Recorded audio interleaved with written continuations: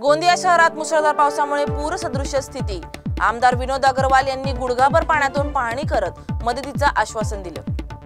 Mumbai Pune एक्सप्रेसवेवर खोपोलीजवळ कंटेनरचा brake fail झाल्याने 20 गाड्यांचा भीषण अपघात, वाहनांचे मोठे नुकसान। मंत्री छत्रपती शिवेंद्रसिंग राजे भोसले चंद्रपूर दौऱ्यावर, महाकाली मंदिरात दर्शन, शिवलिंगाजवळ रुद्राभिषेक आणि विकासाचे आश्वासन।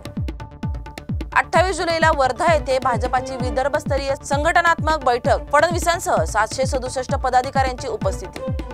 ठाण्यातील कोपरी पूल 26 जुलै ते 3 ऑगस्ट दरम्यान वाहतुकीस बंद, गर्डर बसवण्याच्या कामामुळे पर्यायी मार्ग लागू। 20 वर्षीय पतीकडून गर्भवती पत्नीचा संशयातून खून, मृतदेह कुजल्यावर शेजाऱ्यांनी पोलिसांना दिली माहिती। इंटेल कंपनीकडून मोठी नोकर कपात, तब्बल 25,000 कर्मचाऱ्यांना कमी करण्याचा निर्णय आणि ऑफिस हजेरी सक्त। ऑपरेशन सिंदूर भारताच्या संरक्षण धोरणाचा भाग म्हणून इयत्ता 3री ते 12वीच्या पाठ्यपुस्तकात येणार।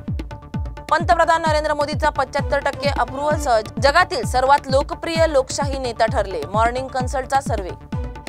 लाडकी बहीण योजनेत 14,000 पुरुष लाभार्थी असल्याचे उघड, अजित पवार यांनी फसवणुकीबाबत कारवाईचे संकेत दिले।